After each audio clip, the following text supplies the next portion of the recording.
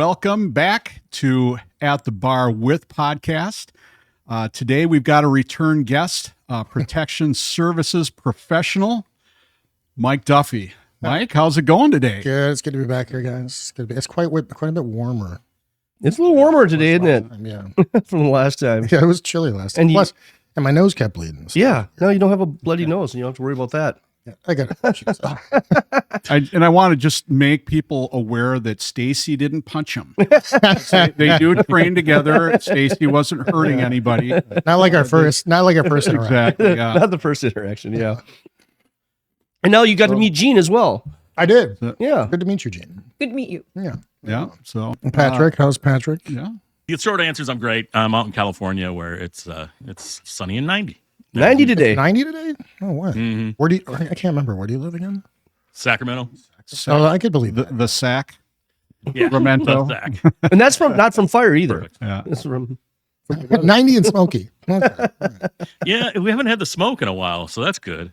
So I'm looking for wood to knock on. But yeah, we're probably due for another huge fire. Your wood's all burned up. and it's warm, so what are you drinking there? I got an LMNT, man. These things are great for hydration. I think you need something different. I'd like an orange Jameson. Last time that was really good. We've created a monster over here. Absolutely. I tried finding that stuff and I couldn't find it. Because it's always sold out. Yep. That's because we buy it all. So Oh, yeah, I see a case back there. yeah, so if you want to buy it for the cheapest at Total Wine, I just picked up a bottle for after tax it's $25 instead of 30 something. So For a case of it? no, just for a bottle. Oh, for a bottle. Yeah, Right on. it's a I'm lot. drinking this bad boy. Again, this is, Jim Beam, what is that one? Black? it's a black. It's black, aged 7 years. I think they're regular batches that you buy, like the notch below this with the white label. It's about a 5-year or 6-year whiskey or bourbon. I'm sorry. This is my first one, I swear to God. But yeah, no, I love this stuff. This is like my new go-to when it comes to an economically. So you got to wait 5 years to drink that thing? Patrick, can you taste the 7. difference between a 5 and a 7? Is that a 7 you said? Yeah, this one's it's A also 5 got or flavor. 7-year-old. It's got a 5. It's got a 5 or I won't see. I lost my train of thought. I don't know what the hell I was talking about. Cut that out. 5 to 7 years. The aging process, whether It's got a 5 different or flavor profile. That's where I was going with this. So yeah, like the one I buy that's 7 years has got more caramel vanilla flavor to it, a little smoother, and the other one's got a little bit more bite and Thank you, sir. like an oak, like the barrel taste. Oh, okay. How about you, Gene? What you drinking back there? Water. Water today? And Seven, 7-year aged water. That tap water. 7-year-old tap water? I go for the young ones. Yeah. The tap water. And Stacy got a little orange Jameson. And guess what? He's having. Patrick, can you guess? Hams. Yeah. Oh, wow. Spot on, man. You're psychic. Yeah, isn't Ham's like a 3-2 beer or something like No. Crazy. that? No? I just There you go. not much about it. And, I'm having what Mike's having. Having a little Jameson orange and soda. Very tasty. It's got to be one of my go-to now. I mean, it's dangerous. Yeah. And I got introduced to it when we went to, it wasn't Queensryche. It was a Jeffrey Tate show. And I'm like, well, usually I drink this on the rocks, but I'll do it with a soda so I'm not slamming it down. And it went faster than it's on the rocks. I mean, Nice. I'm like, Good summer drink. and even the bartender was, I'll have 2. And the guy goes, oh, these are good. You sure you don't want another one, a backup? And I'm like, I'll take no, I'll be fine. And he goes, I'm telling you. And I'm like, I'll be good. And within 10 seconds, I'm like, God, dang it. You're right. Bartender was right. I should have got 2. When he brings you back the money. He's like, So yeah, but it's tasty, man. It is good. And put them up, folks. Cheers. Cheers, buddy. Happy 4th of July. Happy 4th. Cheers. Happy Patrick? Independence Day. Yeah. Do you guys have a good holiday? Patrick, what'd you do out there in California for 4th of July? Do they sell it I out did there? fuck Celebrate all. that? Communism out there? No, I did fuck all. I didn't do anything. Dropped my kid off and went for a motorcycle ride, came home and played video games until 2 a.m. Oh, there you go. Drop the kids off at the pool. Yeah, Don't ask how I know that. it's a different animal. Murphy poops white because he eats toilet paper. Oh yeah. Oh, my God. geez. Yeah. Yeah. When I Well, back to the 4th of July. There was a lot of cool places to go out here. I guess Donner Lake, which is at Donner Summit, which is only an hour from here. That's a cool Hour, place. maybe. That's Yeah. So they do fireworks. Like they get a barge out on the water in the huge lake and they shoot them off, and you're just like surrounded by mountains. It's supposed to be the bomb. But I didn't feel like it. It's it's after. Do you see any fireworks from your place? Oh yeah. Really? All over the place? Yeah. They're cracking down big time on the cops this year. They're warning people, and they actually did have extra staff to go and get these Hooligans. perpetrators firing off those fireworks on the 4th of July. How dare they? Oh my God, it's so offensive. Okay. But it is super illegal here because it does get super dry. It gets hot, and we usually Oh, have yeah. a bigger fire act because of that stuff. Yeah. So They got that one fish. actually, they that comes fined in. somebody $100,000, and it was like in the poorest neighborhood of Sacramento. And they had, all the stories that they had gathered, and so you can kind of imagine, a large gathering and fireworks, Roman candle fights and whatnot. So that was $100,000, but I guarantee it's about probably 20, 18-year-old kids, and they can't pay that. It's dumb. So, right? Patrick, Well, you could save the whole fire thing and just shoot rounds out of guns and get the same effect. oh, they do that in noise. Chicago. Yeah, they do. They do actually. But the bullets, they come down, right? I mean, it's Yeah, but they don't care. Well, in California, though, I mean, those kids probably got busted for sparking up some sparklers. yeah. Well, yeah, no, they just still do have that stuff. You can go. That's what's funny is they still sparklers and shit that could still start a fire. Oh, yeah. Just drop it in some grass and you're boom. But yeah, I think in Nevada you can get the boomers, and that's a 2-hour drive. So it's like Wisconsin and Minnesota. You probably go to Wisconsin to get the big stuff. So, Yeah. but a lot of the neighborhoods, a thing out here with the news is they just fly over in their copter, and you can just see it all on the TV, just everywhere. It's crazy. Did you happen to see? I think they had it on Fox News, like the one that's on cable, that Fox News. They had the 250 fireworks show there, and I watched. I was floored. I've never seen anything like that. It was incredible. I mean, they must have spent a small fortune. Well, my do we brother- buy this island out in out in the Bahamas, or do we do fireworks? Yeah, we'll just do fireworks. Japan does the There's a- drones now. Yeah, the genius people on the East Coast here spent a ton of dough on fireworks over the Golden Gate Bridge. So they fire them off, Wait, East but the Coast? fog had rolled in. They Oh, were shooting boy. up and over, through the fog and blowing up. So you would just see a silhouette of an expired firework. Oh my 'Cause God, the fog Mommy! blocked the whole show. It's interesting. I've been to Aruba a few times, and I go over New Year's. And on the New Year's in Aruba, the whole island, it lights up fireworks. The whole, I'm not kidding, not some of the island, the whole island lights off fireworks until about 2 a.m. So we had a house up on a hill, and you could literally see the whole island just going up in fire. It was the coolest thing. Whoa. Yeah, it is a really cool experience. Patrick, if somebody starts a fire out there, do they get charged for the damage the fire does? Oh, yeah. That's, yeah. Oh, yeah. And if there are areas where you have fire, it's very strictly enforced, and you need, it's very rare to have a campfire in the woods here. It's fire people, okay? Fire people. Fire people. Fire people. There's no more firemen. It's fire people. You'll get Yeah, fined for fire saying I that. know. I'll go to jail. Oh, I'm not in But, Britain. Gosh. There was someone their car will break down and they'll park on the shoulder where the grass is really crispy and brown, and woof, and then they get sued, I'm sure, and their insurance only covers so much. And Well, there's a video actually kind of like that where this trooper was in this high speed chase with this guy, and the guy finally pulls over. It's on the highway, pulls over in the grass area, and he comes up behind the guy, gets out of the car. He's got his gun up. The guy's arms are up in the air. The guy's pointing the gun at him. The guy's like this going, like this point, and he's like this, and all of a sudden the cop turns around and looks, and his car's on fire because the car got so hot it started the grass on fire underneath the car, and all of a sudden the car's on fire. And the guy, and it was so funny because the guy's like, hands were up, and he's like, You guys ever see that video of that guy that he was throwing M80s or something out of his sunroof, and he missed? and it bounced, and it bounced into the back seat. Oh yeah, and it lit his whole stash on fire. This is Darwin's theory right there. Okay. Survival of the fittest. I've done some messed up stuff. I threw one of the whistlers, the Whistler bottle rockets. Yeah.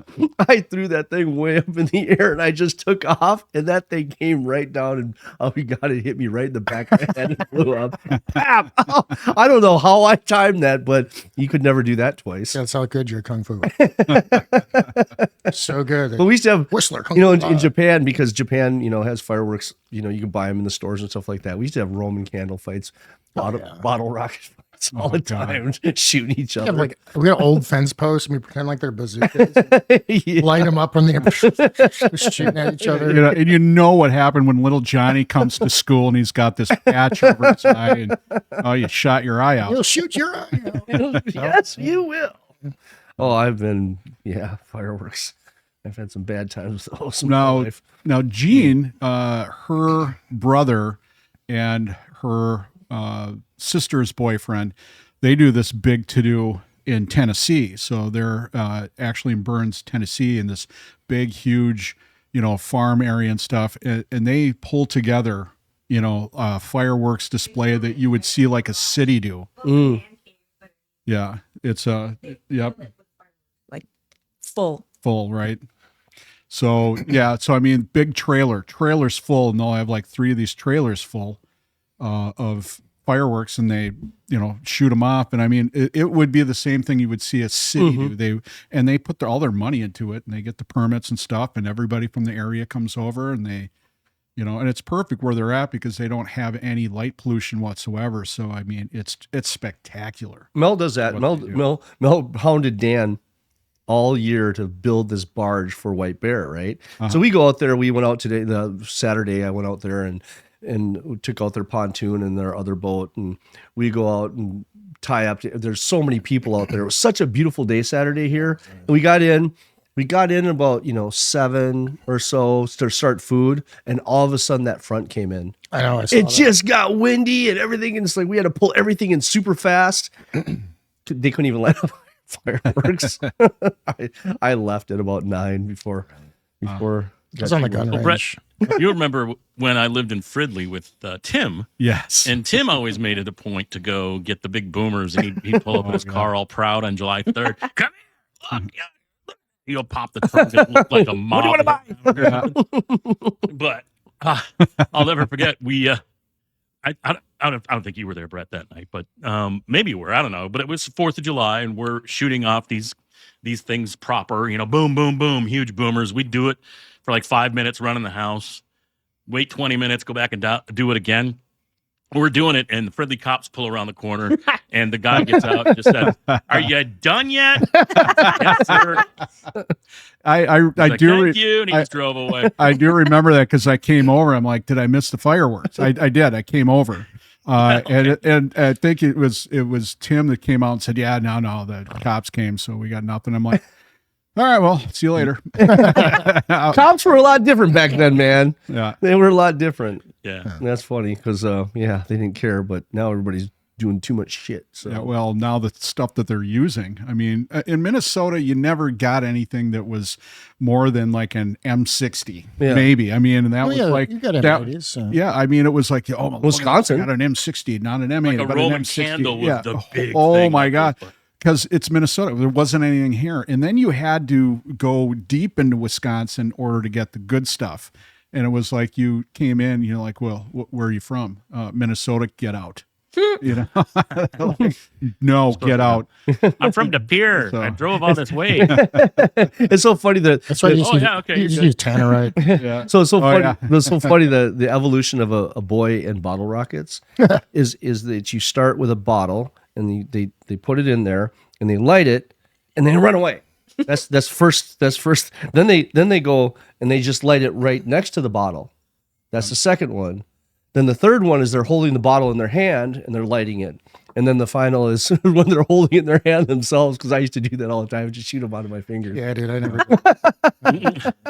You remember back in the day when we did bottle rockets, though? Those were the returnable, like Pepsi and Mountain Dew long neck. Yeah. And so you'd bring them back for like, they gave you 15, 25 cents for an 8-pack or whatever it was. And but everyone on July 5th would bring the bottles in for money, and they'd all be black. They're all black on the bottom, yeah, or on the top, yeah. I had a buddy that put a firecracker in a bottle, and it didn't go off, and he was shaking it, and he actually looked at it, and it went Oh no! in his eye, and he had. If you looked at his eye really close, I looked at his eye really close, and you could see the scar with the stitch marks, the little dots that he had right on his pupil. Stitch his eyeball. Stitch his eyeball. Well, and That's like looking down the barrel of your gun. Exactly. Darwin, hey Darwin. Well, and that's no different than when the videos you see online on YouTube where the guy's like doing the bottle rocket off his ass crack. And it's like, you know what's going to happen. You're going to not only burn your butt hairs, but you're going to burn all the skin off. Yeah.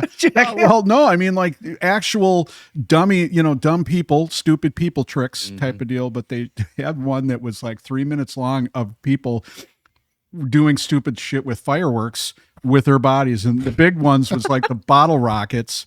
The guy that was, he lit a bottle rocket off from his ass, but had like 4 of them tied together. That was Jackass, the movie Jackass. No, but people were, these were different people doing it. And you could see the guy screaming. And then they showed the guy, because in his, and he's trying to slap it off his ass, but it's stuck in his butt crack. And then when it's done, they showed it, and he had like 3rd-degree burns in between each butt cheek. I mean, it was bad. I'm like, you deserve that. Sorry, but you do. Yeah. Oh, no anal for him. Mike, any war stories from 4th of July's in years past from you? Oh God, no. I was always, I'd play You with. seem like a disciplined guy, so you probably had a thing that you did every day, right? Well, I don't know, man. We played with bottle rockets. We did the same thing. Like I was saying before, we had old fence posts that were just, my buddy's dad was building a fence around his yard, and we'd play army. So we just, a couple of us would grab a fence post and sit behind a folded up table or something like that. And one guy would load the bottle rocket from the rear, and the other guy would pretend like he's shooting it, just shoot each other all day long. Did you see the video of the guy doing the Star Signal banner with there was a whole group of people shooting guns with the 50 cal? Yeah. He's like shooting it and going to the beat. Oh God. It was like, that was killer. That was great. Well, Mike, I would think, I mean, looking at you, I would just, Mike's going, well, let's see. Well, there was that time when we had C4. Well, I did say tannerite, so I was blown up. I don't know if that qualifies as a firework. Well, I mean, you saw the video of the guy that put tannerite in the refrigerator, and he shoots it, and they packed it full of tannerite, and one shot, and it blows up, and the door comes off, and he was behind a tree, and if he wasn't behind the tree, he would have gotten flattened. Oh, geez. And that was probably 50 yards away, Yep. at least. There was a fight. So one year we're up I there. have some of that. Do you really? We had. Oh, we should go. Oh, where is We it? gave it to John, your brother. Oh, when we drove We down drove there? down, yeah. Oh, shoot. I had 2 things of it. Yeah. Yeah, we one year, I think it was 2014 or something like that. We're up in a sand pit up in like Ely, Minnesota, and there's people go up there and shoot their guns. So there's this old car sitting in there. We brought 50 pounds of tannerite. Sorry, 49 pounds of tannerite, and stuck it right in the center of the car. And about 100 yards away, we shot that with a 308, and it literally tore the car in half. Wow. Yeah. So that people are like, oh, what's tannerite going to do? I'm like, well, You can find out. I don't know. But yeah, I mean, when years and years ago, my one of my trainers, firearms instructors, he was retiring, and he's like, "Hey, Chuck," and I'm like, "Yeah." And he goes, "Want some tannerite?" And I'm like, "It's a bear shit in the woods." What kind of question is that? Yes. So he gave me and everybody was like piling in to grab, because he had a lot of tannerite. So I grabbed a couple. I think we had four small containers of tannerite, but it just kind of sat down here, and you have to do it outdoor range, and it can't be a range. It's got to be your buddies, property kind of deal. Or somebody's house that you don't like. So you guys Yeah, are all gun guys. So what's tannerite? I'm imagining it's a lesser form of like a dynamite, and you can buy it apparently. This It's sounds like fun. It's I an need to know. explosive material that you can only get it to ignite, and it doesn't even ignite. It detonates upon impact, so you have to shoot it. It's Yep. yeah, it's Is it like a C4 gluey kind of a thing that you would stick on It's something? a white powder in it. Yeah, it's a white powder. Oh, It's not. white powder. C4 is very fibrous. yeah. Watch Mythbusters. They use a lot of tannerite on Mythbusters, Yeah. blowing crap up. It's pretty fun. But yeah, it needs impact, speed impact for it to go, and it doesn't ignite. It just, like Mike was saying, explodes, it detonates. Yeah. In just a small amount. So a lot of guys that do target practice, they'll put a little bit of the powder on a target, on a sticky target. So they'll just put it on there, and once they hit it from long distance, Condition response. Condition response. So yeah, then as you get more, when you get bored of fireworks, right, the regular fireworks, There's a progression to this. yeah, there's progressions. We used to use those rocket engines that you do the rockets. Yeah. oh yeah, I used to buy those and tie those to sticks, dowel rods, tape them up and light them with flares. Those things would just shoot, man. I would actually take plastic models and trying to get them to fly. Yes, me too. I did that too. Make the F-15 and put the jets in there. And we used to do the flaming tennis balls.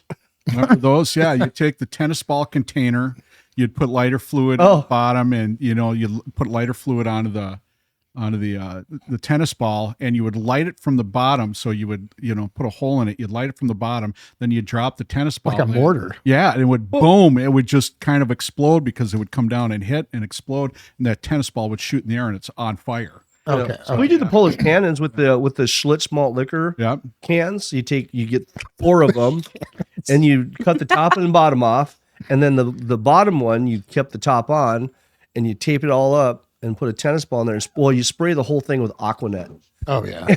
and you fill it up with Aquanet, and then you throw the tennis ball in there and just light. Oh, that. now we're getting into explosives. Okay, so the potato gun. The potato gun. You guys seen the potato gun? Yeah. Oh my That's God. Aquanet thing too. My buddy built one of those. He's like, "You got to check this thing out." And I was like, "Oh, well, how far is a potato going to go?" And we were at his cabin. We were at his Unbeknownst to you. dude. We were at his cabin on Lake Mille Lacs, and we were spending the day at the Brainerd racetrack. So we go back to his cabin. He's like, "You got to check this out. It's like this 3.5 foot PVC. PVC barrel with this chamber that's like Yeah, the 6 inches, an igniter, and you open up the back and you spray your Aquanet in it. And you Yep. jam the potato down, and he's like, "Watch this." Boom. This thing was like, it's gone. man, if you get hit by this, Oh this is serious damage, dude. Oh yeah. It's So what do we do? more Wait, lethal.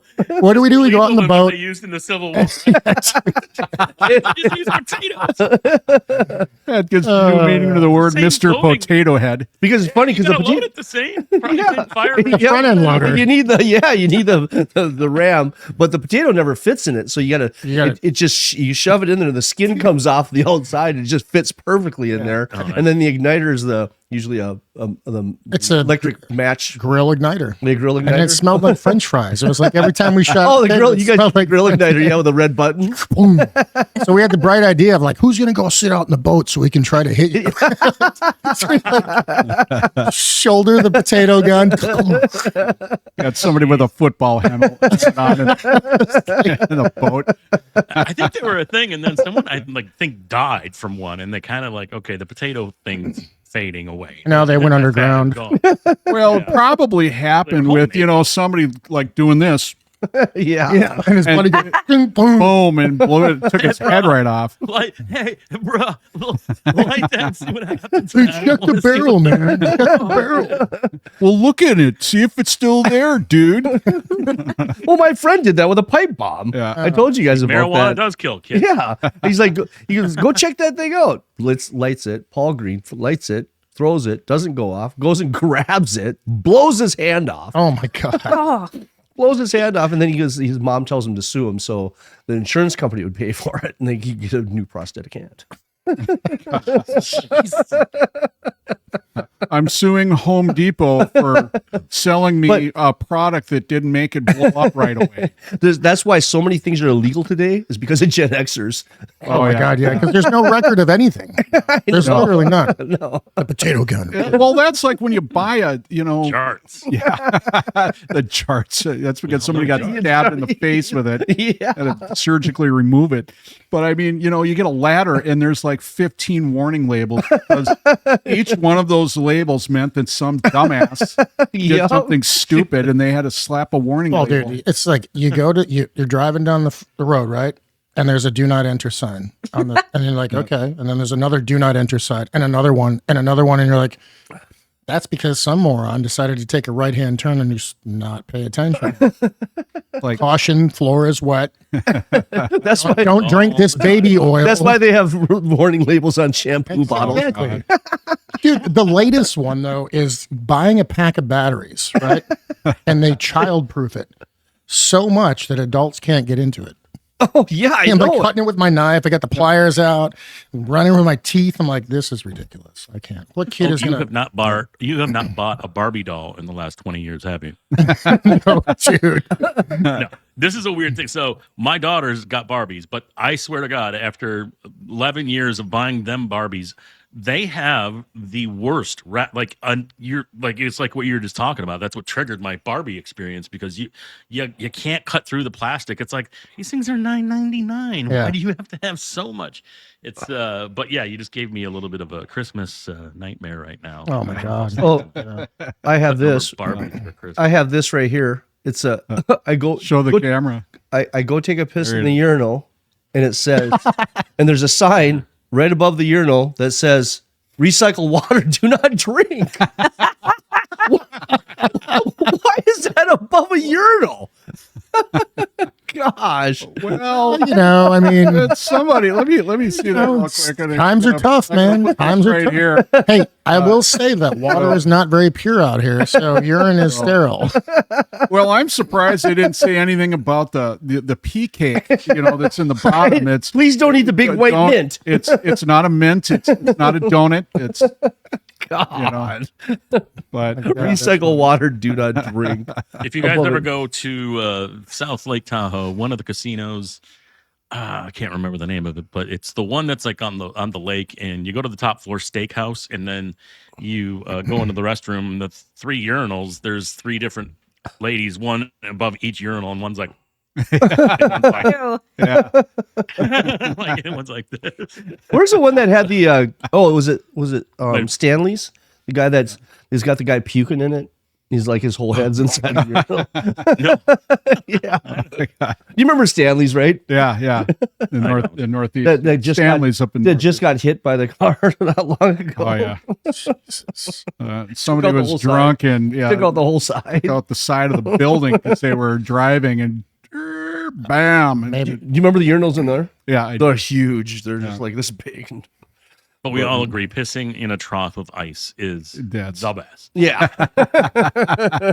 The Vikings, old Vikings game.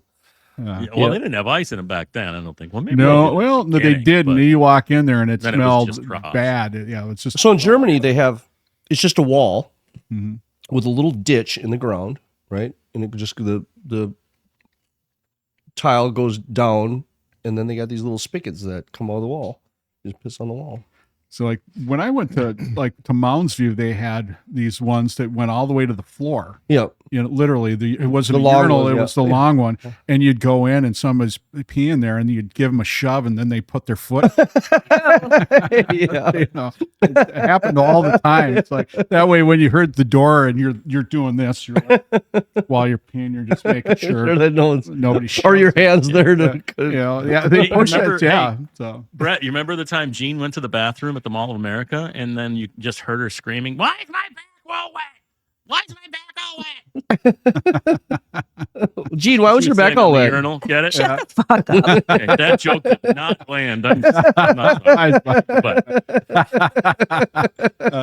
you ever shit in a urinal? Anyone? no. But when I was a police officer, we had to pull a guy out of a bathroom at Mall of America that someone was using the only stall So he decided to drop trout and take a dump in the urinal. And while he was doing it, we came in to check. I'm like, what are you doing? Now they just do it on the street. No, yeah, they just do it anyway. Gosh. Yeah. Now I think back and look at it and think back. It's like he was actually being polite by dumping in the urinal. You know, it's really weird. I go to my cousin's house and we're way up in Grand Rapids, out in the middle of the woods, and I go out and I'm going deep in there to make sure no one can see. It's like nobody cares. They just do it in the street here. Yep. And then they hang their head between their legs because of fentanyl. Maybe they're pooping at the same time. Over the weekend, you guys had some fireworks. I thought Northeast McDonald's got lit up and some people died. Yeah. Not to get controversial about Seriously? it, but Really? yeah. And like it was Saturday night into Sunday, and Sunday night too, I guess. You said Northeast McDonald's? Yeah, so I think it was the one by where I used to live, like off Main Street there. But I don't know. There's a few McDonald's in Northeast, but yeah, that's crazy. And we had a really kind of a crazy situation I got stuck in here in Sacramento too. So I wake up, it's Sunday morning, I'm watching whatever sports, and I have to referee at 1:45. So I had seen like on a scroll that there was an accident, or there was a police involved shooting on I-80. And I was like, oh, that sucks. And it said it was earlier this morning. So I'm thinking, okay, that was like at 1 a.m., 2 a.m. I'm not even going to think to look if I-80's backed up. I got on the road, and 2 exits away from the hockey arena is where the road is indeed shut down. The entire section of I-80 gone. Just CHP, like a line, and then Caltrans had cones out. And what had happened was, this is a fucked up story. So there was a guy, let me back up. A woman pounds on neighbor's door and nobody answers. She goes to another house. Finally, someone lets her in. She's like, called 911. I've been held hostage, and, she's bloody and all that. So apparently her ex-boyfriend had kidnapped her for 3 days. And then was beating her and just doing all sorts of horrible things. Jeez. And then they call and they say, this guy's done this to this lady. He left in her car and he is armed. And they're like, the car's gone. So they put an out points bulletin out for them. And then they find him later that night, early in the morning, I guess. And they give a high-speed chase. So this guy goes down a highway, hits the scales, the weigh scales that are off to the side. And he turns around, and then he's going to go back west in the eastbound lane. So we're talking about wrong way driving, like do not enter 6 times.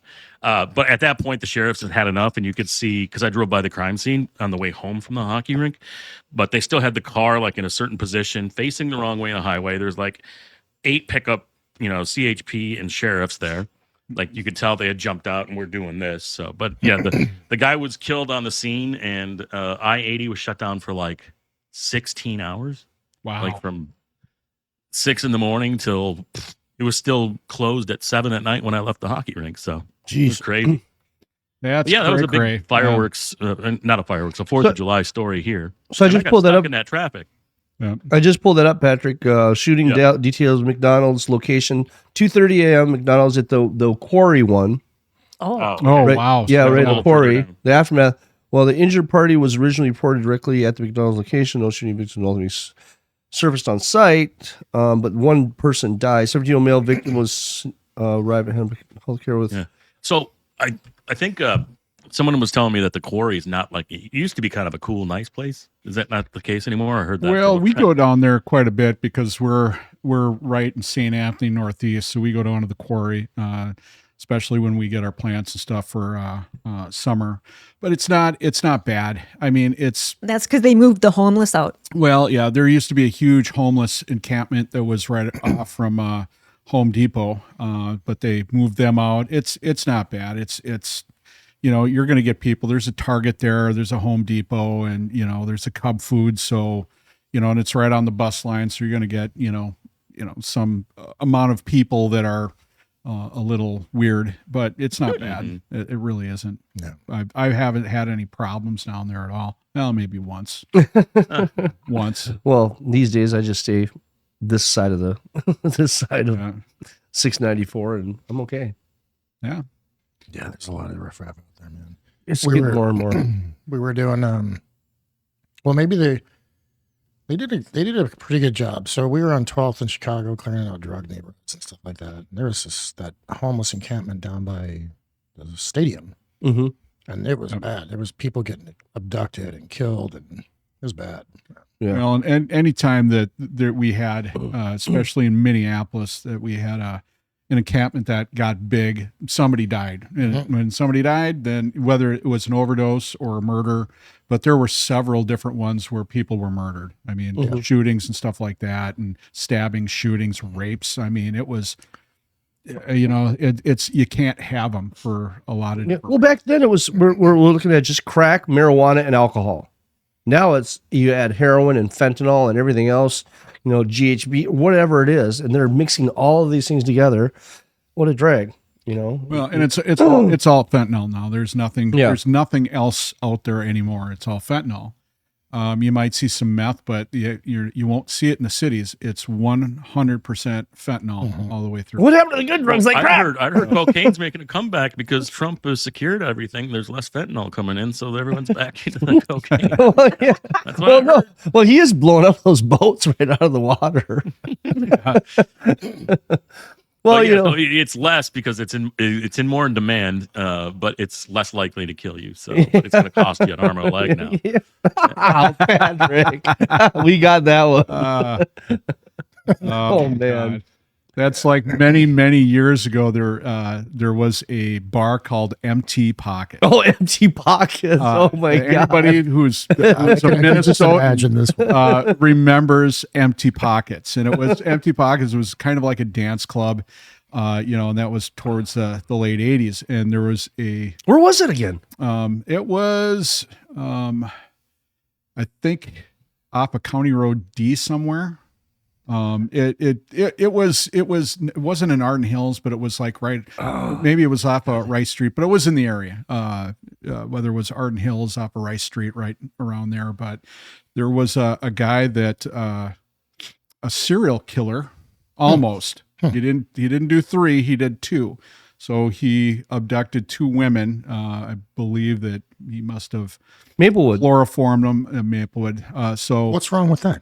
There's nothing wrong with chloroform. but he would rape them and murder them, and then to dispose of the body, he'd cut them up and then dispose of them. And these women went missing, and then somebody's leg floated up to the top from, I think, Lake Owasso or someplace like that. And there's the body, and they were able to find more body parts. And then the joke was, do you want to go to Empty Pockets? No, drinks there cost you. I remember that. I remember that going around. They just found an arm in some lake, Yeah, and that had a tattoo on it, and they were able to identify the victim. yeah. And they went to it was this guy killed his brother, and then he chopped his head off and put the torso and other parts in the freezer. God. There's a lot of messed up shit up here, man. I just Yeah. okay. Do people not learn from other serial killers and just killers that shit doesn't work out really well in the end? Like, you're not going to get away with it. Right. Well, yeah. Dexter is that.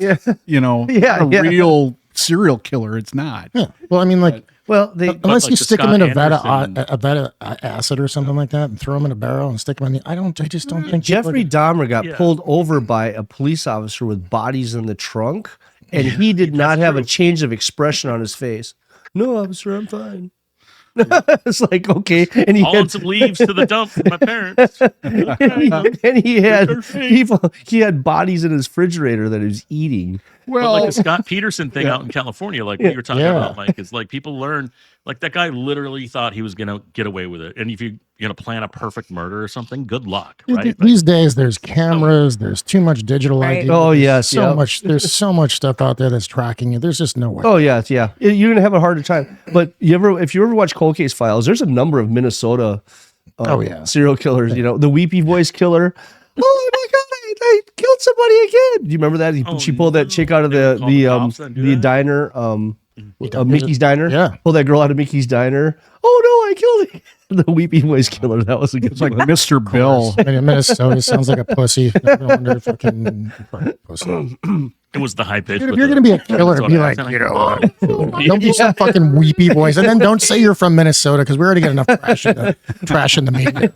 Yeah. Okay, now the alcohol. Yeah. Well, that one guy from Silence of the Lamb, the Bill guy. Yeah. Yeah. Wild Bill. Wild Bill. The other the one with the Anthony Hopkins. penis. Hannibal? Penis. Oh, that penis guy. between his legs, and he was dancing. If I Put were the me, I'd Put Yeah, the Bill. Put the lotion in the basket. put the lotion in the basket. Surprisingly funny, accurate, true story is the actor that played that had trouble finding roles after that movie. Oh, he did. Did he really? yeah. No, you don't I say. wouldn't want to hire him because he was so creepy. Huh, that's weird. Talk about typecast. Yep. But he did. I think He had to did go do on. plays in England or something. No, he did. No, he like- did move on to be a pretty famous Yeah. actor. Yeah, he's a pretty good actor. and Yeah, stuff, yeah. But yeah, he was like, I couldn't get work for fucking 20 years. Silence of the Lambs. Yeah, it had to go away. It's like, what movie is that? No, he Yeah. played it so good though. Like, Oh, he he did. Anthony Hopkins played a great job in that movie. You know, he's standing there Yeah. with fava beans. That was scary. God. And then that was actually improvised by Anthony Hopkins. He- Oh, okay. Yeah, and it's a compilation Because of he's truly a killer. it's a compilation of Ed Gein and Dahmer and Yeah, a there couple was 8. I think they said there were 8 different different serial killers serial that they pulled. killers that they used now. And I remember because the one of my instructors for when I was going to school up in St. Cloud. Serial killers. Well, yeah. Okay. He worked with the FBI's behavioral science unit when they called it that back then. John Campbell was his name. And he was one of the first 6 that came through that started off that unit and did all the research for it and all that stuff. And they brought him in for that movie to make sure that what they were doing was like what the FBI would do in this case. So he was, in a consultant way, and they all even used the name instead of like, John Campbell. It was Jack Crawford or something like that, where it was like real close, but he was on that movie set and he let him. So, and I had him as one of my instructors at St. Cloud State, and when I was doing my thesis was on criminal justice studies with criminal behavior.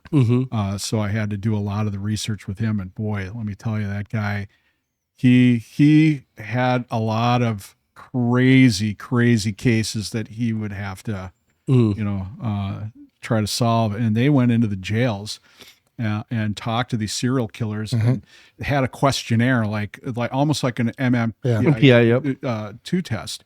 And they would cross-reference. They would interview hundreds of these killers, serial killers, mass murderers, stuff like that. And they would cross-reference all this stuff, and they made this matrix. So they basically came up with this kind of a frequency chart of everything. And then they were able to kind of extrapolate what kind of killer does what kind of stuff. Sure. So then when they were coming in and they were profiling killers, they would take a look at the stuff and pull out the sheets, and they would, figure it out. Oh, this is the type of killer that does this. This is the type of car he drives.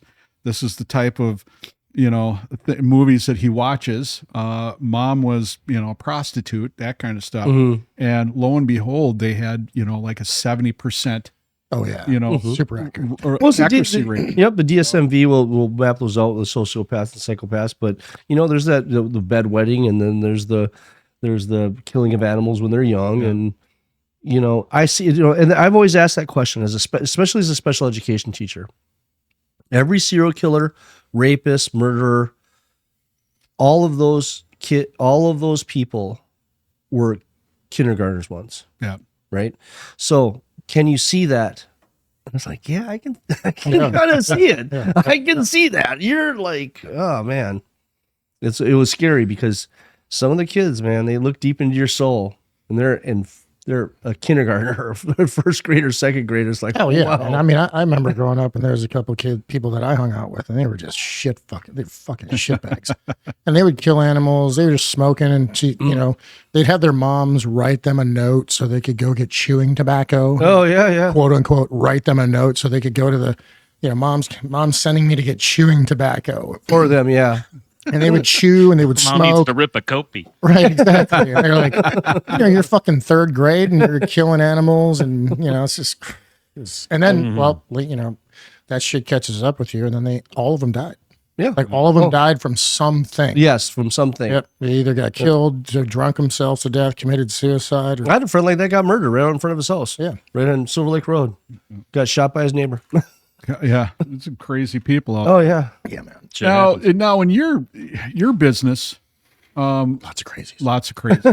What's the name of your business and what's the profile of what you do? Well, so I have a couple of businesses. So the business that we're going to look at is Conditioned Response, and I run it with a friend of mine, Chris Sankey. And it's just about personal protection. Mm-hmm. And I don't mean like, hire somebody, and I don't mean extravagant stuff, but it's like really taking a look at the ways and the tactics in order to protect yourself. And we always start with non-sexy stuff, which is, nonverbal communication. Find it. With nonverbal communication, or some sort of body language informative course where they have to you got to stand in front of somebody, and you remember Marcus Wynn. Oh yeah, of course. Yeah, so I don't know if I should reference his name or not, but anyway, so we'd literally stand in front of each other and read each other's nonverbal communication, read each other's intent, watch Huge. pupils dilate, look at the facial structure, and so teaching people that they walk away with some sort of tool in order to recognize a threat, because it's not always about the gun, and we teach lots of gun tactics and how to get out of a vehicle in case of a situation, or how to move around a vehicle in situations, but for the most part, it's giving people information on how to read the fight before the fight starts. Yes. And Absolutely. I think we've got one of your videos queued up. Condition Is- yeah, response so come here, is what we've done is take 30 years worth of information and tried to take the good and put it into a package Two things. We want to know what we're shooting at. We have to identify the threat, and then we need to hit it. that a regular person off the street who's just looking for some basic personal safety Oh. doesn't have time to train 2-3 hours a day, but needs to stay safe. You start cranking it down until you stop the bleeding. We deliver those principles in a way that we hope that we can deliver them in a classroom Keep going. Watch your muzzle. and then allow you to take them and practice and build those skills on your own. Just average people trying to get through the day. Is it Saturday? Yeah, it's Saturday at 4:00. It's the third time I've asked for that. This is the third time you've asked me. We don't have a fire team. He knows exactly. We don't have air support. What are my options from here? He's got a gun. We don't have, police backup. We don't have a team of guys. We're on our own. So we have to train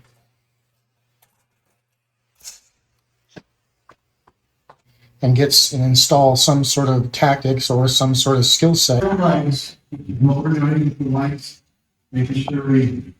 to protect ourselves. In this day and age, there's nobody coming. Bye. Police aren't going to come, and on average, it takes 20 to 30 minutes for the police to show up.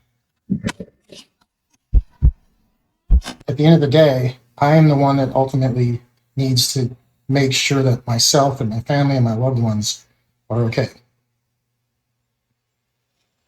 That's great. The beginning of that is actually kind of a good bit. Like you could play. Play the first 3 seconds again. It's gonna, I did the editing. I was like, yeah, that's pretty sweet. That is awesome. But boom, Boom. What am I? Boom.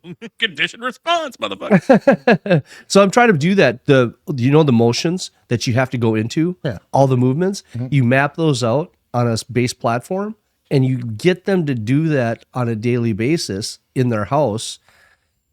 They're not even doing that much, No. right? People aren't even training, and they're not understanding that. It's funny because I was looking at, you try to analyze police officers. Police officers' jobs are relatively. It's harder than a combat, like a person who's going to combat. Like when you go to combat, you know your mission objective. Yes. There are no rules. Well, there are some rules, but I mean, you have your mission objective. When you're a police officer, I can imagine, Brett, like it's fucking hard. Mm-hmm. Sorry. Well, when you're a police officer, I mean, there's so much liability that we go through. And even though we train, we're looking at, things when we're looking at stopping a threat, and we go through the same kind of scenarios, but we have a certain way of kind of doing things. We don't go from 0 to 100. We have to follow kind of a procedure because of the liability. Now, I mean, you're in your own home, like what you're talking about, somebody's breaking in, it's a whole different set of rules than that I follow when I'm on the street, dealing with a suspect that's not fighting back or shooting a gun at me or shooting at me. Yeah. Different set of rules. Yeah. Go ahead. Yep. So I was listening to this guy who's a combat vet, and he was a police officer. So he was telling the difference between what it was like being in Iraq and what it's like being a police officer. He's by far even more stressful than being a police officer in any major city these days, because your rules of engagement are different. Mm-hmm. So you have rules. You have rules. Yeah. Yes. Right. And in some of the situations, like you look at Minneapolis, these cops are getting the shit beat out of them. There was just something in the news today where some woman down in, I can't remember what it was. Yep. Alabama, The blonde cop. they got the shit beat out But of them. a bunch of kids. No gunshots, nothing whatsoever. So you got to take a job and go and help the public, but you are enemy number one just because you wear the badge. Mm-hmm. And then you got to go try and stop some sort of altercation, and then they turn on you and you take a fucking beating, and you can't deploy your gun, because when you deploy your gun, now you're either labeled unfit for the job or you're racist. Mm-hmm. And it's just really unfortunate. I mean, some of these guys come back and they take these law enforcement jobs. They're like, I'd just rather go back to combat. Combat. And there's that one situation where that cop gets out of his car during an active fight. There's a bunch of girls, and this girl was in the air with a knife. Yes, at a girl, and he was smart and he got it, and they gave him crap for doing that. Yeah, you should let him do that. LeBron James even went on and was talking crap about that cop doing that. And these are totally justified. 99.9% of them are completely justified. But the thing is that I'm looking at law enforcement.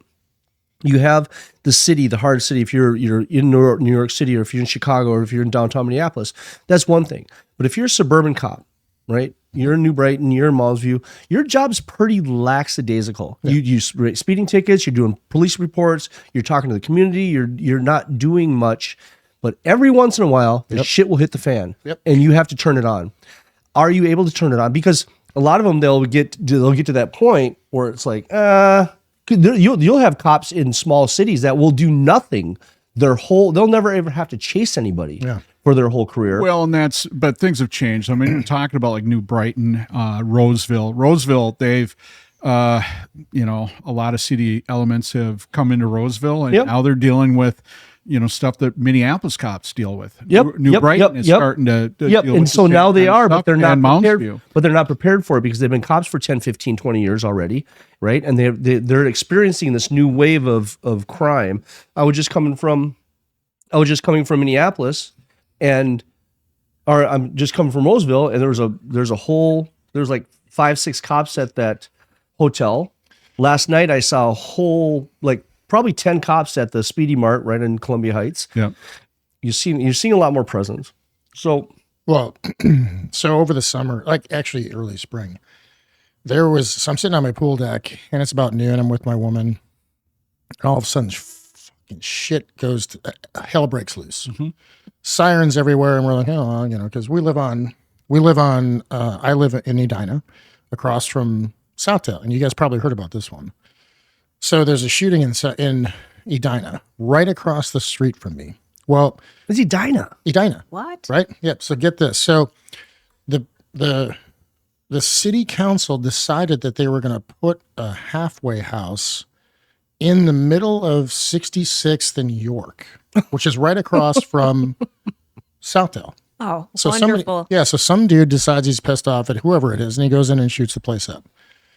And all hell breaks loose, right? So I'm sitting on my pool deck, and I can see the building, and there's cops from Eden Prairie, St. Louis Park, Bloomington. Minnetonka, because they all do joint tactics when stuff like that happens. And I'm sitting here going, I'm watching the cops come up. So I go downstairs, and I'm standing on the front door of my apartment, and I'm looking at the cops rolling up and directing traffic and trying to help people. And I'm like, there is no way you train every single day for this incident. Nope. There's no way. Nope. No, you don't. You're not fit. I'm sorry. You're not fit. You're not capable. No. And what really alarms me is that what you just said with officers is kind of being lackadaisic. It's like, we're hiring people, and maybe this is different than it used to be, Brett, but we're hiring, because I know dudes that were on, Tim Hanks and all Badasses. like fucking Mike Davis, all these badasses. that Yep, were they're on- training. I'm training with them, and that's what the collie group was. We're training with these guys. Yeah, and now you hire these people, and you kind of question. You're like, are you doing jujitsu every day? Are you doing gun work every day? Are you doing, arm defense? Are you Every day. every single day? Because now what you're seeing is the city stuff is starting to trickle into Richfield. It's starting to trickle into Everywhere. Edina. It's starting to trickle everywhere, and cops are like, man, you better get out from behind the 8 ball. Well, Yep. and a lot of times with law enforcement, they train maybe 2 or 3 times a year where they have an in-service and they do a lot of training. There's a lot of training throughout the year, but a lot of times it's like an online course and they do that kind of stuff. And there's some departments like Fridley, they want you to come off the street during your shift, and they'll even pay for the rounds to have a half an hour a day that you're shooting some, rounds down range, just so you stay on top of it. But you still need more training. You still have to get the type of training that's scenario based. So you put your mind into it, because it has to become muscle memory.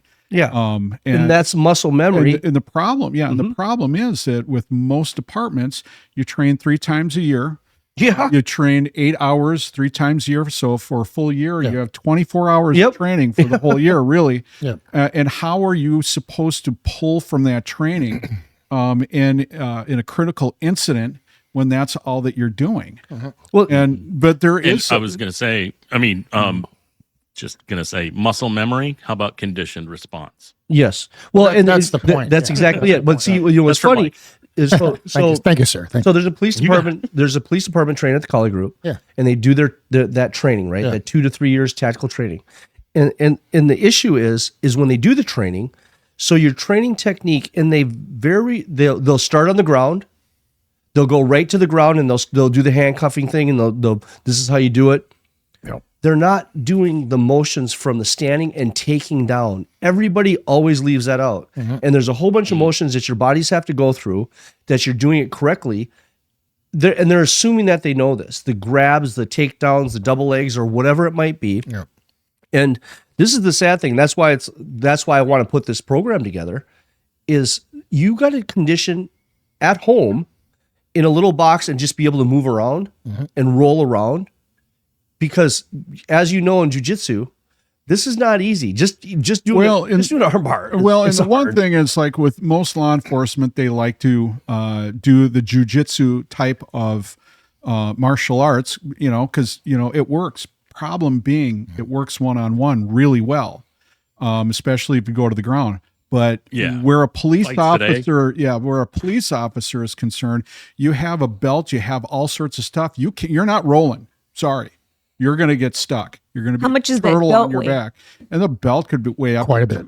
20 pounds. Yeah. And the vest and everything And the else. vest. So That's why they have to learn. The last thing you want, but here we are, we're teaching them jujitsu, which is great, again, with one person. But you end up on the ground with this person, and by and large, everybody around becomes that person that you're fighting with, their best buddy. So you're not dealing with one person, you're dealing with many. Yep. I see a lot of Twitter videos. I watch a lot of fight videos on Twitter. It's just kind of entertaining. Well, if I don't, but I trained this woman who was fresh out of the academy, and she came to me because she said she felt like she was not capable. And she was great. She was 5'8", 140 pounds, strong, but didn't feel like she had the tools, and she had already been out on the street, right? She's doing patrol and stuff. Mm-hmm.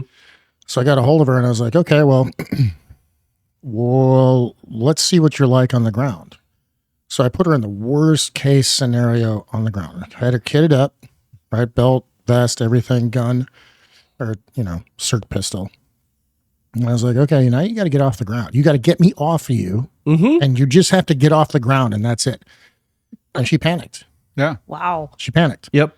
So over a period of time, I was like, okay, if you really start to work on this position and you really start to work under this type of stress, you're going to start to see that you can manage your stress and you can manage your emotional state, but it's going to take some work. And she goes, they never taught us this in the academy. Well, No, they don't. And that's the one thing that I didn't like. And I brought it up all the time, being a martial artist, and I've been doing it for, 25, 30 years, that you have to not only learn that first and foremost, you want to be able to fight standing up. Yeah. You don't want to end up on the ground, especially with all your gear. You want to find a way to move and balance and use their weight as, to your advantage. And you want to be able to be that, bullfighter and get them around so you don't end up on the ground. But if you do end up on the ground, you need to know how to fight from the ground with all your gear on and how to get up without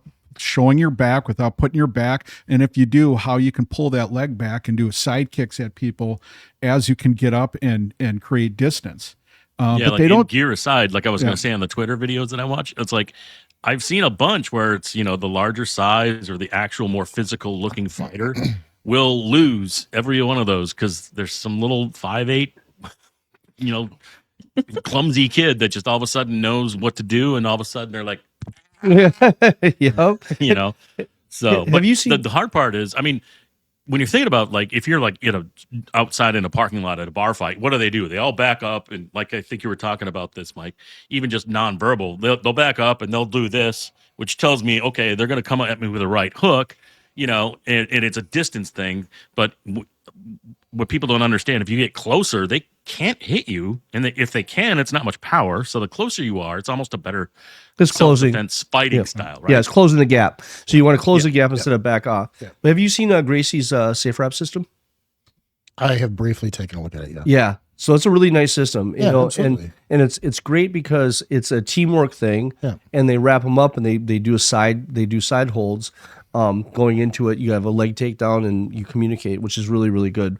But what the thing is that I'm seeing is that there's different body types, and each body type moves differently. You have different power systems. You have different endurance systems, right? Ectomorph, endomorph, mesomorph. Yeah.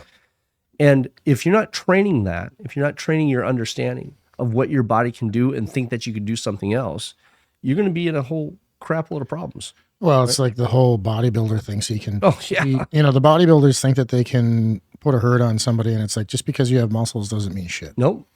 And it's proven time and time again. Yep. It's like that guy, Brett, that you showed me. He would go into a gym with a mop and janitor's out. That guy's awesome.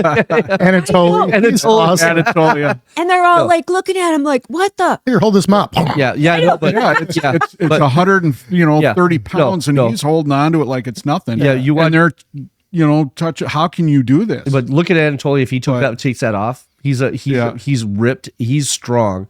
But Bruce Lee was strong, and he was 5 foot what? 7. 5'7", weighed not very much. Yep. So the body, the power, and knowing how to generate force, but knowing how to move it in the direction that it moves in. That's the whole thing. And because there was this video that I watched today, and there was a 14-year-old girl, jiu-jitsu black belt, fought this bully, and he said, you can go off on him, right? This boy had gloves on, and she tapped him out. So but now there's a new and I'm sure you've seen this that EFC, the Effective Fitness Combatives, like the Jay Wadsworth. You haven't seen that guy? So they're all cops and they all do jiu-jitsu. So they're all doing it with gear on. Sweet. They're all doing it, all tactful, all for police officers. So it's great. And there's a number of them. I've been following all these guys, and they're going through real scenarios. They look at the real scenarios, and that's what I've been doing. So I've been looking at the motions that they're going through, the movement patterns that they're going through, and then putting that together so you can do it on your own on the base platform, the takedowns, the seated chair takedowns and so forth. And just so you have something at home, at least your body can do that. Can you even get down in a squat? I mean, can you get down to the ground on your knees? And can you move around and get down on the ground and get back up without your hands? In full kit. In full kit, yep. So, yeah, and I think we're on to something, moving on to that I'm doing a knife defense that, I'm doing a knife hubud to draw. Yeah, sweet. Yeah, so in with all knife, that active response, closing the gap, pulling it by, and being able to create distance in drawing, because they don't even have that training. So now you're all knife and no gun. You're all knife and no gun. I'm all knife and no gun. Well, and they always say, that's bite, pretty bark, dumb of you bark, to no bring a knife to a gun. Well, that was that. Well, that was Jonah. I don't know. It depends on who you're talking Yeah, to. exactly. Well, that Yeah. Jonah Rodriguez, that Jonah guy, or Jonah Garcia, the video, he goes up to him, he's a cop, and the guy comes out and he just pulls it and he dies. The Jonah dies. So the cop dies. And we've seen that scenario over and over again. And what it's about is exposure, repetition, and this is all psychological methodology. Yeah. Right. It's just repetition. It's just phobia reduction. Well, so I mean, we trained with some pretty high level dudes, and we watched these guys. They were force, and I encourage every cop to go out there and try to train with the blade, or find someone who's really good at teaching people and law enforcement how to use a blade, because it's one of those things that's a super sneaky weapon. I also think that it transfers into so many different things. Absolutely. We watched these guys, and they were ass kickers. Like they were ass kickers. And today, a lot of guys gravitate towards jiu-jitsu, and I love that. I love when cops are training and they're doing jiu-jitsu and they're doing Muay Thai, but it's like, you look at some of these fights and some of these dash cam videos, and it always goes to the ground. The guy is attacking them. They're pulling away. The assailant is never compliant. Nope. Never compliant. Never. And so it's like, there are systems out there like Shiv works, Jared Wihongi, Pakita Chersha works. Dumog works. Dumog works, yeah. So it's like, you look at all this stuff and you start to plug it into law enforcement and well, but that's the one thing that law enforcement always does, is they want to go to the ground every single time. Well, they do, yeah, because that's easy to detain. And it's go to the ground. But the problem that, for me being a cop for many, many years, with all the gear and stuff like that, you're at a disadvantage. You are taking your tool belt and the weapons that are on your tool belt, and you're giving it to them in hand's reach. And so going to the ground is not the best choice for a police officer. If you end up on the ground, you have to be able to fight from the ground. But that should never be the first option, is to drag somebody to the ground where there's so many other options. There's other options. And that's why I always said, first we need to talk about how things progress. I don't want to go to the ground. I want to be a stand-up fighter. I want to be able to handle myself, create distance, so I can utilize the gear that I have from my belt, whether it's my taser, whether it's, a baton, whether it's my gun. I want to be able to push them back, create that distance where I'm best suited. Going to the ground, I take all that stuff away from me. I can't utilize what's on my belt. All I can utilize is what's up here and what I know how to fight from the ground. And with all this gear and everything else that I have, I'm at a disadvantage. So, and I always talked, when I was in the department, how we need to be able to create distance without going to the ground first and foremost. If we end up on the ground, what do we do from there? Then you start working on, the tactics that you have that you can, where are the hands? Where is their body? Where are the hands? Where's my fulcrum?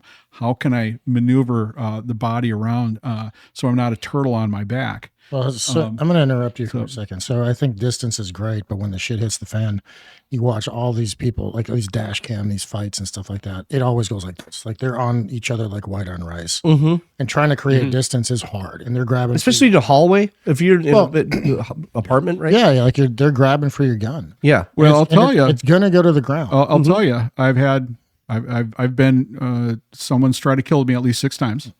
Okay. The same That's person? It? That's it? No, other people. I have 6 people. Literally, Gene's try to kill. I just go for the junk. yeah. But Brett, you were the cop that you were. You never went into apartment buildings, did you? You never went into. We've had to go in apartment buildings, but I've had to deal with people trying to grab my gun, people trying to wrestle me to the ground, and where it ended quickly is that I had the foresight because of my training to put them to the ground where I could create the distance, and that was that. When I ended up on the ground, it was you're fighting hard. Well, but you have to train the right way. You have to be able to see. And I know what you're saying, because a lot of people under stress, all of a sudden the world gets smaller, and you forget about the things. You have to have the training, precursors, and things that are going on. Well, for me, where I almost shot and killed 2 guys. One guy was 6'4", 240 pounds, and I'm 5'10", 190. And all of a sudden he, as I'm doing a pat down, I feel the gun, and all of a sudden he's fighting with me, and he's, I'm going to kill you. I'm going to get you. And all I did was I just did a quick move. I spun around, I threw him to the ground. I pulled my gun and held it. And I go, you go for it. You're dead. And he thought about it. And then he just went, all right. Because he knew I had the beat on it after that. But had I gone to the ground with him, I would have been done. I would have died that day for sure. 100%. But it's being able to read the room. Basically, that's the cop's best defense, is reading the room, knowing stuff. Knowing what to do and how to do it. And know your weaknesses. Knowing your escape route, knowing if you go to the ground, what's going to happen here, knowing what's going on around, and just being able to pull those blinders off and be able to, see what's going on around you. And that saved me more often than not. There could have been even more chances of someone harming me, very purposely, and to a point where I may have died or been in big trouble, but didn't, because I had the foresight of the training that I had, especially in martial arts, to be, cognizant of what was going on around me. And so when somebody does get on me, where am I going? I don't want to backpedal. I want to be able to move and push and send people in certain directions. And that's what you're saying, right? So what were you going to say that? I was just saying, so then it just comes down to the question. It's like, but I'm not most cops, so I understand what you're saying, because of the training that I did, that I've done, 30 years of martial arts training. Most cops don't have any of that. Well, you were doing that way before I was a cop. Before you were a cop. So, I mean, and it helped me immensely. At least 6 times. I'm still standing, because the 6 guys that tried to harm me, they didn't harm me. They didn't get me to the ground. They didn't harm me. That's the problem, is that they don't train that. They haven't trained it. But so there's a difference there. And like, to what you're saying, when you have guys doing jiu-jitsu day in and day out, and they're doing their, pulling from the weapon from the hip, dry firing, doing all that stuff, being able to do that, and they're doing it every single day. They're the ones that will always triumph. Yeah. Always. And it's the ones that don't think about it. They go do the job, they come home, they have a few beers, and, all of a sudden the belly's over the, I see it all the time. It's like, you're not keeping in shape. You're not mentally sharp. And then when the shit hits the fan, like you're saying, I've seen it. I've seen these blinders just go like this, and, you're in trouble. Yeah. That fight or flight kicks in, and they freeze instead of being able to, slow things down and look at things for what they are to your advantage. And that's the one thing that I've noticed that law enforcement doesn't train for, which watching what you're doing, you're training for with the business. They should be doing what you're doing. Yeah, what they should be doing. Honestly, after seeing that, it's exactly what law enforcement officers need to be training. Well, I mean, so that's just a piece of it. There are great guys out there who teach systems, and I can throw out names left and right, but it's like you got to pressure test this stuff. So I did some work with a handful of guys, and a friend of mine owns a facility, and we were doing scenario training, and I was, obviously the bad actor or whatever, and they were doing their room clearing thing, and you have to pressure test this stuff. It's like they come through the door, and my job was just to make sure that they didn't do their job correctly. Grabbing rifles, punching them, throwing them on the ground. I'm covered in pads and a helmet and stuff like that, and they get to beat the shit out of me. But it's like, you got to pressure test it. You got to pressure test that stuff, because jiu-jitsu is great. You're not wearing kit. You don't have a gun. I think it's good because you start to learn how to handle bodies. But at the same time, when you're going through a door with a team of dudes, and that one guy decides that he's got nothing to lose, and he's going to come charge you. He's going to grab your rifle, and he's going to start beating the shit out of you. Either your guy's going to shoot, or maybe you're just doing it by yourself. Maybe it's at your home, right? Or maybe you're on the street by yourself. You're doing your, cops are doing their thing, and you got your gun, and the guy decides to grab your gun. It's like the best way to start to take this martial art and start to really assess, does this actually work? Because everything goes out the window. Everything goes. And I was going to say, to your point, Mike, when you played your video, the two takeaways I was just like nodding my head was like the police response times. I don't know in Sacramento, because I listen to the sheriffs and Sacramento police scanner all the time, and they only respond to calls that are like felonious or involve a knife or a gun or whatever. They're not patrolling. If you see a squad car in my neighborhood, it's going somewhere to, it's just not a code 3 or whatever. So, and you're right. You could have someone breaking into your car, and they will see, is there a gun? No. They're just smashing your window, and then they'll be, all right, we'll send someone out, and they're lying because like 2 minutes later you get a text message to your cell phone. Here is a place to go fill out your police report. Like, oh my God. Wow. They don't even come out if someone's literally breaking into your car. So all I need to know is like, if they ask, does he have a gun? I'm going to say, yeah, he's got a gun and a baby and a bag full of crack on his shoulder. And he's also got a sword. And he's in a tank. Yes, and he's driving a tank. Send everything you got. That's what you have to do to get like a just code 3 response. You'll get one patrol car. You'll get one patrol car. Yeah, you get. I'm sorry, so you'll have to call back later. We're a little busy right now. You'll see the patrol car as they're driving down the street waving at you. Yeah, dude. That was your. Like one day, I 2 summers ago, I called for, there was like a legit like baby, like a toddler just learning how to walk in a diaper, running down the pavement in the parking lot. I'm like, where are the so parents? I'm looking for someone. That's a good question. There's nothing, and he's just doing his thing. And I called 911, and they're asking me questions, and I'm like, yeah. And then so I hang up, and then they send me a text message like, we're pretty backed up right now. We'll get to it when we can. And I'm Holy thinking, shit. Like, what if a UPS truck flies around the corner as they do in parking lot apartments and just nails this 2-foot high little baby walking around? So I thought that was so weird. And then I just kind of figured out, okay, that's how policing is in some cities right now. So we should defund the police a little bit more. Yeah, well, that video was actually shot in 2022. I had just moved out of Uptown, and I was in the heart of the whole George Floyd thing. The gas station across the street from me got torched. I was on Lake and Lindale, if you know what that is, right? Wow. I was actually on the roof of my building with a 308. 10 rounds down. I had my whole arsenal. Dude, I had all my guns loaded. I was on the roof of the building with a 308. I had Molotov cocktails that I made up because I'm like, we're going to fucking war. Yeah, it looked like it. Yeah, because I had the police scanner for St. Paul because they shut down Minneapolis in one year. I had the National Guard in the other year because my buddy's a high-ranking official in the National Guard, and I call him, I'm like, what is the fucking deal, dude? And he goes, oh, they're going to send in the National Guard. Everything will be fine. I'm like, it's not fine right now. Oh, No. And it wasn't fine even when the National Guard came in. Exactly. Because, So I mean, I was were told down to sit on on their hands. I was on lake in Chicago. We were protecting the firefighters putting out, the buildings. And we had a guy that got shot who was dying, literally 50 feet from us. We couldn't do anything about.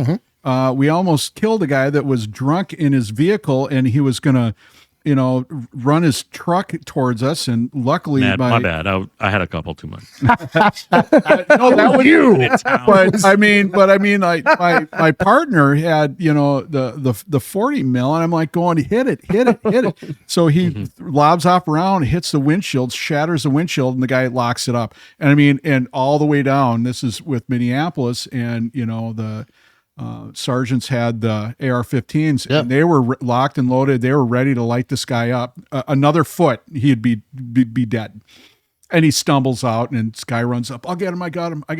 Just don't kill us. And grabs him, and the guy's like, but I mean, and there's bullets whizzing over our heads and stuff like that. I mean, it was just crazy, absolutely crazy. I'm just like going, this is nuts. I never thought that Minneapolis would turn into like Bosnia. Dude, it was like Mogadishu. Being on the roof of my building, I lived at Apartment Blue, which is on the, right on the corner, and I'm looking down, I can see the city, and it's burning. There's cars, like, it's burning. But so anyway, that video was shot in 2022, and I had an incident in my foyer where this guy decided he's going to come in, and he's going to, he's causing problems, and he would come into our apartments, try to kick people's doors in. So this guy, I'm sitting in the foyer, and this guy comes down. He's like, there's somebody trying to kick someone's door in. So I go, okay. And I got my gun on me, of course, because I live in Uptown. Yeah. And I call the 911. I call 911. I'm like, hey, I got this guy here. My name's Mike Duffy. This is my location. I got my equipment on me. This is the deal. And he comes out of the elevator as I'm on the phone with 911. And they're like, well, what is he doing right now? I'm like, well, he's looking at me. And he starts putting his hand in his pants. And he's like, I'm going to kill you, motherfucker. He called me white cracker, all this kind of shit. And I'm like, okay, here we go. So I'm like, you need to send somebody here right away. So I hang up the phone, and I'm just sitting there, and I kind of like, he's just meandering around the foyer. And I position myself so I kind of pie him off in the room. Mm-hmm. And he fucking, wanders out the door and just kind of, he's on something, right? He's something. And he wanders out the door, and I'm sitting there, and I'm just kind of like, I call a buddy of mine. I'm like, this is what happened. I was with a friend of mine. The police showed up 45 minutes later. Yeah. Wow. Remember, this is in 2020. This is why I said that on that video, because the police show up 45 minutes later. They're not there to help you. And he come in the door, and I'm like, hey guys. And he goes, what's going on? I'm like, I called you 45 minutes ago. He goes, we're the only two cops in Uptown right now. Jeez. Oh, wow. Yep. Shit. Yep. That happened. That's not a lot. It happened a lot. Yep. I mean, it happened all the time. That's just, but at least, okay, so you heard about that kid in Britain. Yeah. Right? Mm-hmm. And he got stabbed. Yeah. 5 times. Yeah. And I can't breathe. But it was his fault. It was his fault, yeah. There's a lot of stuff going on right now, especially that. But, I read that book, The Gift of Fear by Gavin DeBecker. That was awesome. Yep. And so, the main thing is you're the only one that's responsible for yourself. Yeah. There's no one there, and you can't rely on somebody helping you. And when one of my quotes is, though, no matter how much you train, and you could be the baddest ass in the world, you can still lose. Mm-hmm. Right. And so you just have to train more. And there is no end to the training. No, there's no end to the training. No. And so if you think there's an end to the training, you're wrong. And Mike, your biceps are really pissed right now. It's like, Damn it. So now, Mike, you got another video that you wanted us to take a look at. What's that video about? So that video is about range theatrics. So a lot of guys get on the range and they do their thing, and they kind of like, show all these shooting stuff, and it's cool. And I'm guilty about as far as anybody is like, but what we were trying to explain in this video is like going through the shooting process, or going through the process of having to draw your gun. You're in a crowded space or whatever. You have to be able to assess the situation, know what you're shooting at. And once the thing is done, you have to be able to stand there within your, you have to be conscious of what's happening around you, and you have to assess. Meaning like, who's it's like an officer. Who's a threat? Who's not a threat?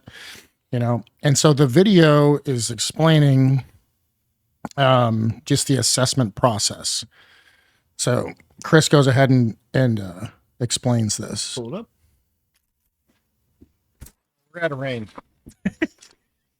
We know who's here. We're not in a real life situation. When we're done shooting, there's a reason that we do not just go back to holster. We actually move our head. I do believe that what you train is exactly what you're going to do, which is why we do it at a range. When I'm done shooting and I know I've eliminated that threat, I'm actually looking at the world around me. I'm actually looking to see if there's any additional threat. Understand, it's not theatrics out here. We're trying to practice things so that when life happens, we actually might do these things.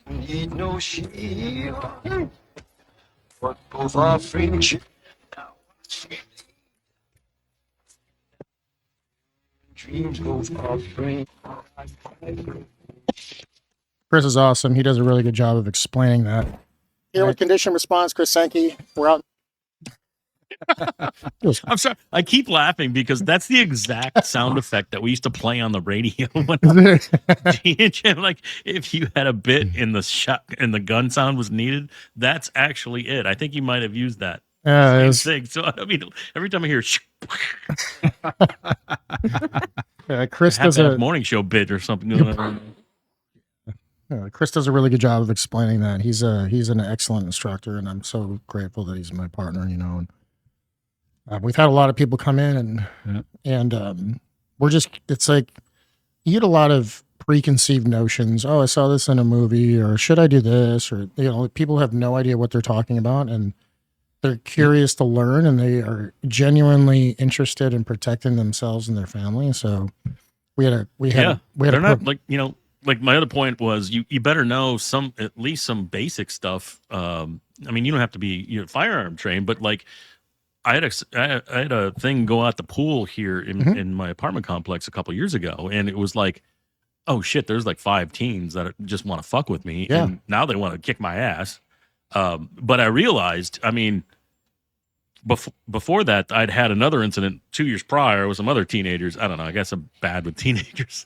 But when I was about to get I don't know, ganged up on by 3 kids, I squared up and nothing happened and everything was fine. We all walked away. But I thought, God, what if 3 of them would attack me at the same time? So when it happened the second time, I realized I could pick up a pool chair. And now if someone charges me, like I'm a Tyrannosaurus Rex with my horns, you know what I mean? Yeah. But I had my point is I had a self-awareness after the first incident. Like I was unprepared to deal with that 3-person thing.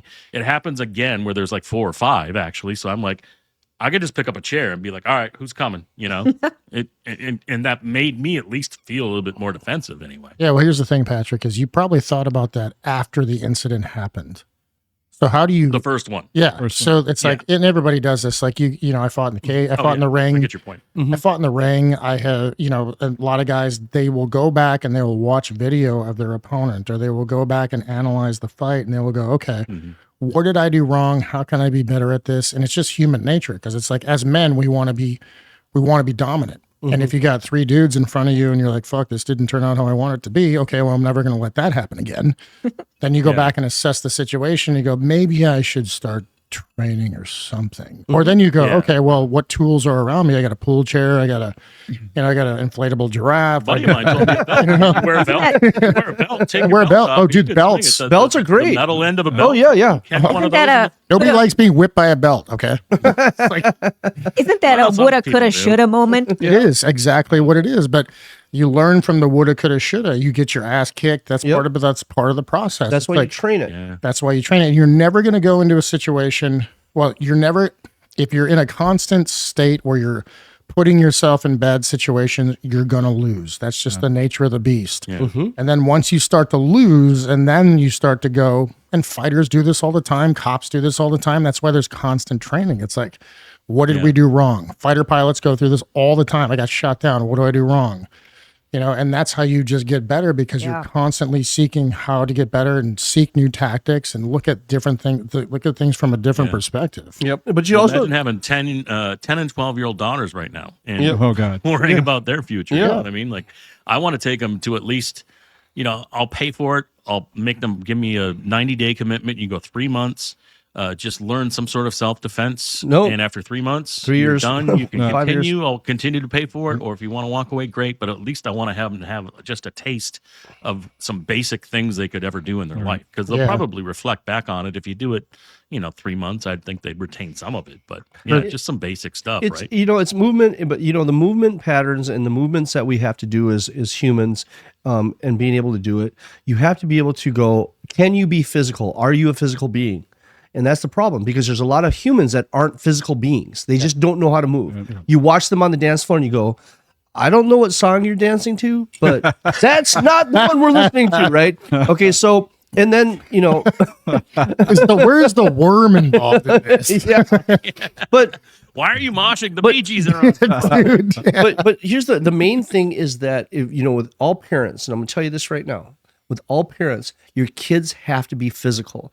I have these two guys that I'm training right now, and they can't even bend their toes on their feet 90 degrees, right? And so just that little bit, that means you don't run. You've never, and you have to run, you have to play, you have to climb, you have to roll, you have to do all these fun things. Bring them to a park and let them move their body and do somersaults. They're 15 years old and they couldn't do somersault. Yeah. They couldn't even roll on their back. They couldn't do a somersault. So this is all the things that we did because we don't have video. We didn't have video games. And that's why it's like for you, it's a big deal, especially nowadays with martial arts. And that's what I'm training. There's so many kids. I mean, in Subakdo, Stop scrolling. We've got like 5, under 13 black belts now. But I mean, the parents are doing a great job because they're getting the kids in, but the way they're thinking about it is they want the kids to get disciplined. They want the kids to have, physical fitness. And so their idea of it is different. And just like with you, Stacy, these kids learn how to do stuff so they don't get bullied. And a lot of the kids that are coming in, it's like, I'm looking at them like, that's bully material. Now they're black belts. They ain't bully material anymore. So, I mean, it's just, amazing. And the thing is, having you on, Mike, I mean, we could do hours and hours of this stuff. Yeah. And unfortunately, we, got to run out of time. We're running out of time. Got to come to an end here. But thank you for coming back and gracing us with your presence. So we're going to have you back on again. I would love to be back again. This is awesome. Because it's great. I mean, this is something that we definitely can't unpack in even a couple of episodes. This is, a lot of stuff, and it's a lot of fun stuff to talk about. And, it's safety. And it's about safety, and especially in the world today where, the violence seems to be exploding everywhere. And you need it. And everything's political, that, talking about this stuff is really important. So. If you are a person and you cannot take care of yourself, you need to change that. Yeah. Well, this is an interesting thing here because we have Brett, who's a former law enforcement, and we have a different perspective on confrontation. Right, you and I are martial artists. We've worked in bars. We've done private security. We've done contract work, and it's a different element from law enforcement. What I want to hear is more about Patrick's experiences. I want to hear more about Gene's experience. Yes, like, what's it like? No, I'm not kidding. I'm like, because you're civil, you don't do anything. You don't do the training like we do, and you're not there every single day. So what is it, Patrick? Do you have a plan with your kids? It's like, what would happen? Like, do you think about, if somebody's standing in my living room at 3:00 in the morning, what am I going to do? So, and that's one of the parts of our training is that we have to envision scenarios that might happen, and how would you take care of it, and do you have a plan? Well, yeah. And so like for me, my plan is someone standing in my, living room at 3 a.m, I'm going to end up doing CPR on them. Yeah. Yep. You better. But you're out that night and Gene's home alone. Well, still, she knows how to shoot a gun. She's going to be doing CPR on them then. Well, when I say I want to hear Gene's experience, what I want to hear is, what is it like being a female in today's world? What is it like being a woman when you're going out in public and all this shit is happening? What kind of stuff do you pay attention to? She doesn't go out in public. Once again, no, I'm full, like, even when I'm just filling up my gas tank. Yeah. And she's aware. I'm looking all around. And I've noticed creepy people looking at me by just being, But being aware. aware of my surroundings. But you got to remember, to be honest with you, that's a whole bunch of cray that you don't want to open up, because that's how they met. She headbutted him She headbutted. at the That's bar. all different So cray-cray. this is one of those ones that she's like, yeah, I'm not gonna mess with that one. Yeah. Now other girls, that's fine. That's one thing. But Well, he pissed me off. I was having a conversation with my girlfriend, and he got in between us and put his back to me. And Well- I'm like, what is this clown doing? Anyway, well, again, thanks for coming on, Mike. I wish we had more time. We'll talk, but we'll have you on again and we'll continue the conversation. So, folks, as usual, thanks for showing up and watching the show. We can't do this without you. So please subscribe, like, and share. And for those of you that watch this on Facebook and Instagram, come on over to YouTube and subscribe, and you'll see all of our shorts, all of our the material that we have out, all of our content. And of course, next week we're going to have another guest. But also, let me say one thing. If you are a really interesting person, have a crazy job and a really cool story to tell, get a hold of us and we'll try to get you on. Yeah, and if you cancel, I'll be the B guy, right? So that's how this goes. Like, you just call me up and be like, hey, you want to be on the show? Yeah, okay. All right. Well, folks, we'll see you next week with another guest. Take care and take care of each other. Bye.